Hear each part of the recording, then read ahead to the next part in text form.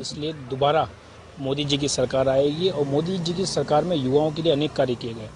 और देखिए पहले क्या होता था, युवाओं को जाति धर्म में बांटा जाता था, परंतु भारतीय जनता पार्टी ने ऐसे कार्य किए, जाति धर्म से उठकर लोग राष्ट्रवाद के लिए वोट करते हैं और नेशन फर्स्ट की धारणा से भारतीय जनता पार्टी ने काम किया है।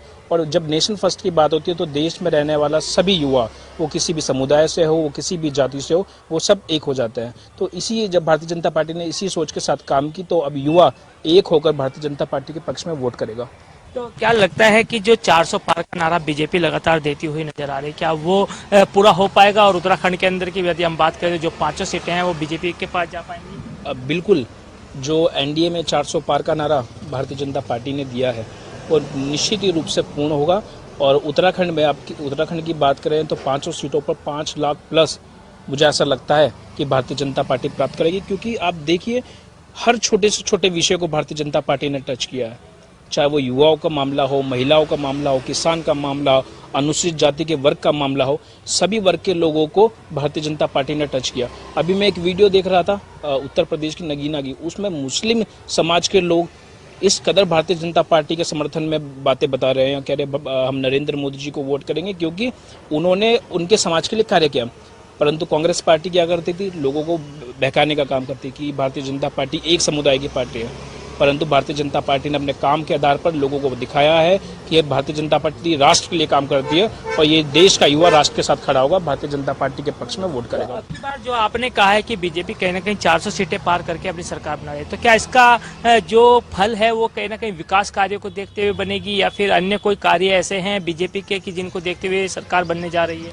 देखिए, हमने पहले दिन से जब मोदी जी की सरकार बनी, हमारा पहला दिन वो था कि हम अंतिम पंक्ति में अंतिम जो व्यक्ति बैठा है उसके विकास को लेकर हमने सरकार में आए। और आप देखिए सभी के लोगों के लिए विकास की बात हुई है, चाहे अनुसूचित जाति का हो व्यक्ति हो, चाहे आप महिला आरक्षण की बात करें, हमारे स्वर्ण जो उच्च जाति के लोग हैं, स्वर्ण जाति के लोग हैं, उनके लिए आरक्षण की बात करें, किसान की बात करें, आप जिन भी क्षेत्र में बात करेंगे तो हमने विकास का काम किया है भारतीय जनता पार्टी में। तो पूर्ण रूप से युवा, बुजुर्ग, महिला और सभी समाज के लोग बढ़ चढ़कर इस चुनाव में भारतीय जनता पार्टी के पक्ष में वोट करेंगे। आपने कहा कि विकास किए हैं मोदी सरकार ने, और वो देखने में भी आता है कि चाहे सड़कों की बात करें या अन्य योजनाओं की बात करें, तमाम तरह के विकास किए हैं। लेकिन आप एक युवा हैं और युवा के हिसाब से यदि देखा जाए तो ऐसा कौन सा विकास मोदी सरकार में हुआ है कि जो कहीं ना कहीं अच्छा, सबसे अच्छा विकास हुआ हो? देखिए, प्रधानमंत्री मुद्रा योजना के तहत अनेकों युवाओं को लोन दिया गया, उनको रोजगार देने के लिए प्रोत्साहित किया गया। पहले क्या था, लोगों के युवाओं के मन में एक धारणा बिठा दी थी कि आप सरकारी नौकरी करेंगे तो ही आपका जीवन सफल होगा। परंतु भारतीय जनता पार्टी की जब सरकार आई, उन्होंने लोगों को बताया कि आप अनेक रोजगार, छोटे से लेकर बड़ा रोजगार कर सकते हैं और आप रोजगार देने वाले बन सकते हैं। जब आप एक रोजगार करेंगे तो उसमें आप 10 लोगों को टच कर सकते हैं रोजगार के लिए। तो ऐसी सोच के साथ युवाओं को आगे बढ़ाया है भारतीय जनता पार्टी की विचारधारा में। तो इसी को तहत युवा मोदी जी को सपोर्ट करता है, वोट करेगा।